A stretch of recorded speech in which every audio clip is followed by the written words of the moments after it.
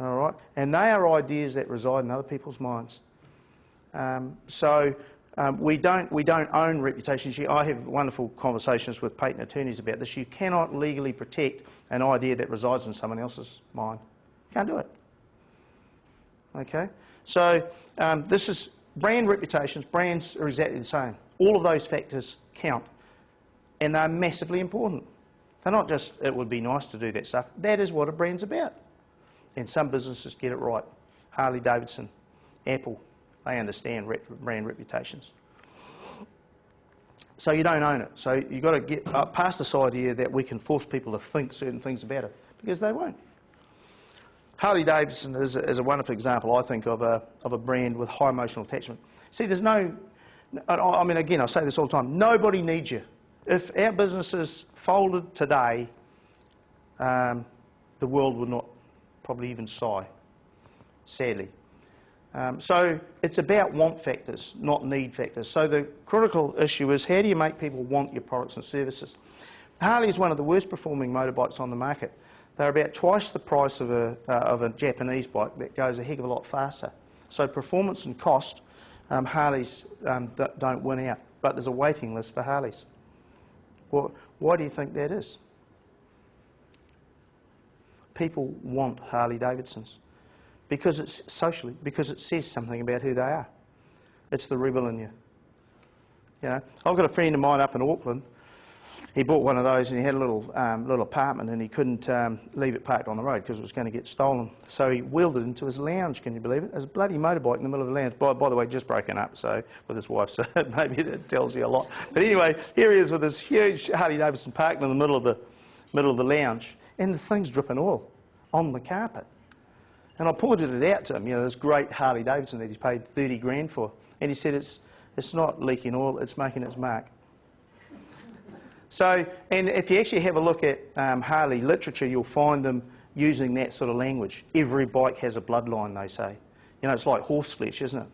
So they're actually building the myth, they're building the legend. It's incredible, and they do it extraordinarily well. As a result, people get Harley tattooed on their arms, and, you know, people buy into it emotionally. An interesting thing, conventional way of segmenting a marketplace. If you were to try and segment a Harley audience, what do you think you would find? They're all over the place.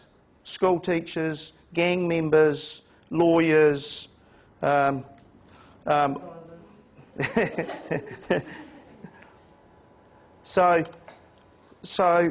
that is the segment. That is, Harley Davidson is the segment. The brand is the segment. If you get your branding right, you can get into it converts. Okay, Red Bull, same thing. You know, this was a remarkable product. They didn't advertise in Germany when this product hit the market. They had a sort of Patricia Bartlett type character that reckoned there were drugs in the drink. And what happened was there was a heck of a kerfuffle about it. Red Bull said nothing. And as a result, the controversy raged, and Red Bull became famous. So it's a great story, that one. Anyone know who this guy is? Surely. Yes, Pete Rumble. What Pete doesn't know about wine isn't worth knowing. I often take clients down to Pete's wine cellar. It's down Midland Park in the Dunbar Sloan building. Go and have a look at it. If you've got a wet afternoon, and you want a bit of entertainment, go down and have a look at Pete's wine cellar. It's truly remarkable. Not slick, but it is really clever. What he does is he rips the ends off cartons of wine that come in, and he'll stick a notice, and he'll hand write on it. Totally authentic. And he'll just write little messages. You can spend an afternoon down there just reading little messages about wine. You know, things like, this is a crap wine, but if you like crap wine, this is the best crap wine you can buy. So, you know, like, you feel like he's actually talking to you. So a brand is an experience. You know, the place is musty and sort of totally overloaded. It speaks to us when we go down there. All right, the intuitive side of our brain says, yep, this makes sense. It's not contrived. It's for real. Okay, brands is experience. Brands also about profit. That bottle of water sells in London hotels for about $30. I think you can get it here in New Zealand for about $5. But there are some markets, again, where they've figured out they can actually earn more money with it. I'm just going to show you a quick little case study. Anyone here have Cyclops yogurt? Had Cyclops yogurt before? Yep, you like it? Yeah. So it's a little bit different than what I call lolly yogurt because it's got a sort of a sharp, tangy taste. It's what they call European-style yogurt. When I first met Jim Small in Christchurch, that's what his container looked like. He was selling a few to supermarkets down there. Believe it or not, he started off by making it in his mum's washing machine. I'm pleased to say that he's gone beyond that now. Life's a bit better. So what we did is we made a few changes. And it's still the same yogurt, by the way. Yogurt hasn't changed. It's still a fantastic product that Jim made. What we did is we put it into an American ice cream bottle.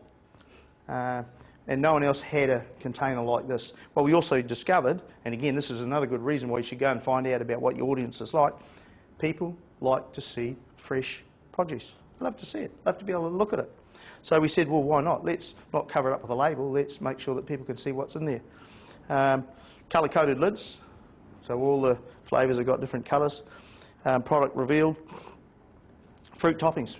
Jim used to whip the fruit topping into the actual yogurt. So people love to play with their food. We're terrible. Adults are just as bad as kids. So we said, leave the fruit on top and let people do what they like. They can eat it all at once, or they can eat the white stuff first and then eat the fruit, or they can stir it all up. So what we've done is turned a product into an experience. Okay? Let people engage with your product. And we created a label which is a little bit different to the other one. Okay, what was the result of all that? 67% increase in sales in the first 18 months. And I hasten to say we had no budget to be able to advertise the product. And this happened by word of mouth. Word of mouth. It is now the most expensive product in its category. And when you're in a supermarket, if anyone around here knows anything about the way supermarkets operate, they look after you. Why would they look after you? There's more profit, more, yeah. So what I can say about Jim's product is he may not sell the most yogurt, but he's the most profitable yogurt in the marketplace, and the supermarkets look after him. No advertising or promotions. Axing of line extensions. One of the terrible things that entrepreneurs tend to do is they try to do everything. And sometimes you've just got to narrow the focus down and get right, you know, a couple of things first.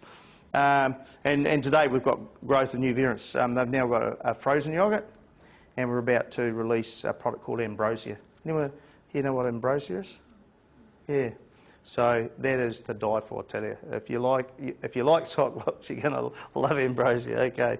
Increased profits. But beware of the imitators. This is an international brand copying Jim. Okay. So even here, a little... Sorry? What's that? No, nationwide. Yeah, and now going into Australia and the States. Yep. So what we call the innovation cascade. What's going to happen? People are going to watch what you do. What's the best way of protecting a brand? Again, this is the argument I have with the patent attorneys, because I'm going to show you now a case where the brand was trademarked, legally protected, and they lost the use of their name. Okay? Innovate. Keep staying ahead of the pack. By the time they've figured out where you are, you're on doing something else. Okay, blackwater rafting. Anyone been up to Waitoma and been blackwater rafting? Yep, enjoy it? Yeah. A lot of fun. Scary? Oh. Okay. When they'd lost this court case, they'd had a court case there. Competitors had taken them to court because they were using the term blackwater rafting, which had become an industry generic term for cave tubing. It should have been called cave tubing, but everyone wanted to call it blackwater rafting because our client was so successful. They pioneered the sport. That was the name of their business, blackwater rafting, and everyone called it blackwater rafting. When they went to court, the judge says, you're right, to their competitors, 4 competitors, you're right. You should be allowed to call it blackwater rafting. So they lost the use of their name. Registered, trademarked, legally protected name. Can you imagine what they spent in court defending it? So they had to make a decision. Are we going to go back in court and try to defend that, or should we do something differently? So we said to them, well, listen, there's probably other ways of protecting the brand. And anyway, in one sense, it's a bit flattering to know that everyone wants to use your name. When we went there, they had 3 products, Blackwater 1, Blackwater 2 and the Dry Trip. Now, the Dry Trip is probably the best of those